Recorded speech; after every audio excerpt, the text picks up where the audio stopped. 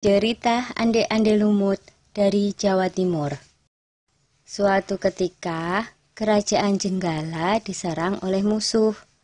Ketika perang semakin sengit, permaisuri raja yang bernama Putri Dewi Sekartaji melarikan diri dan bersembunyi ke sebuah desa yang jauh dari Jenggala.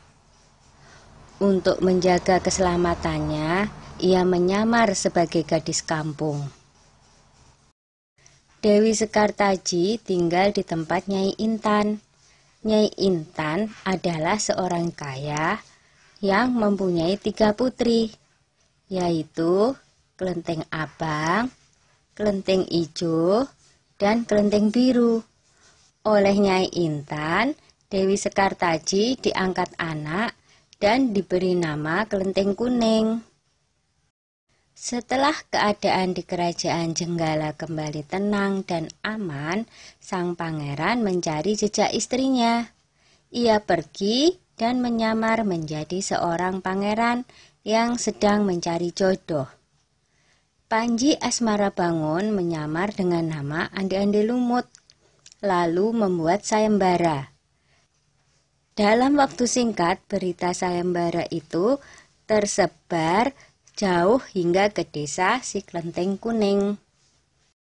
Kelenteng Abang, Ijo, dan Biru mendengar kabar sayembara itu. Mereka sangat senang dan ingin mengikuti sayembara itu. Kita harus berhias agar terlihat cantik dan memikat sang pangeran, kata Kelenteng Abang. Benar sekali, kita akan memakai pakaian dan perhiasan yang paling bagus, kata Kelenteng Ijo. Hai Kelenteng Kuning, kamu tidak usah ikut sayembara ini, karena kamu tidak pantas mendapatkan pangeran. Lebih baik kamu mencuci baju di sungai, perintah Kelenteng Abang sinis. Ketika Kelenteng Kuning sedang mencuci di sungai, tiba-tiba seekor burung bango datang menghampirinya. Anehnya, burung itu bisa berbicara, dan kedua kakinya menggenggam sebuah cambuk. Wahai Tuan Putri, pergilah ke desa Dadapan mengikuti sayembara itu. Di sana Tuan Putri akan bertemu dengan Panji Asmarabangun. Bawalah cambuk ini, siapa tahu nanti dibutuhkan, ujar sang bango sambil meletakkan cambuk itu di atas batu. Burung bango itu lalu terbang ke angkasa dan menghilang sebelum Kelenteng Kuning menjawabnya.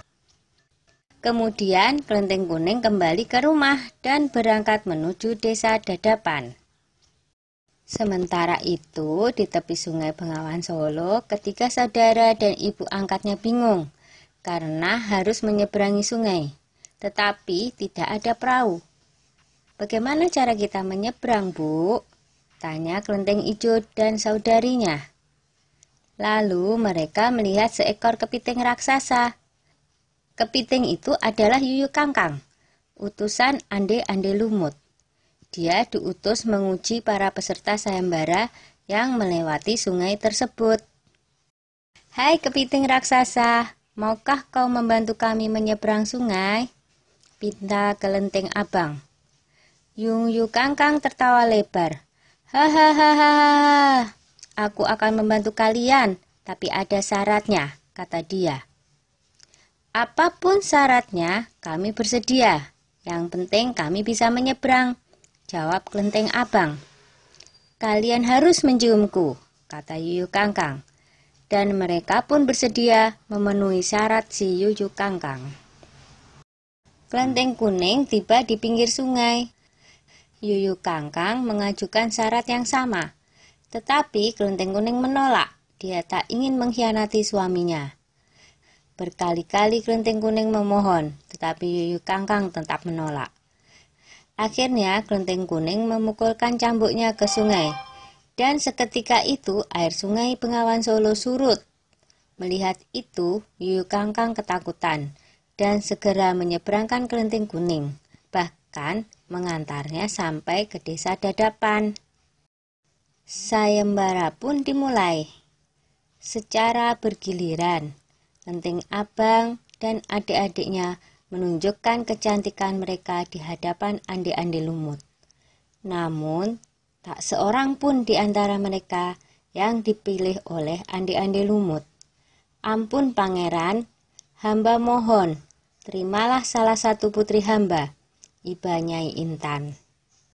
Andi-Andi Lumut menjawab, wahai Nyai Intan, ketahuilah, aku tidak bisa memilih seorang pun dari putrimu, karena mereka telah mencium si Yuyu Kangkang. Sambil menunjuk kelenteng kuning, pangeran melanjutkan, aku memilih gadis ini karena dia telah lulus ujian, tidak mau mencium si Yuyu Kangkang.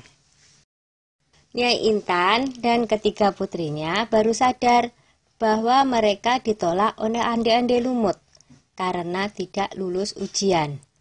Kemudian Andi-Andi Lumut membongkar penyamarannya dan mengatakan bahwa dia adalah Panji Asmara Bangun. Kelenteng kuning sangat bahagia karena bertemu lagi dengan suaminya. Sudah ya cerita Andi-Andi Lumutnya. Jumpa lagi.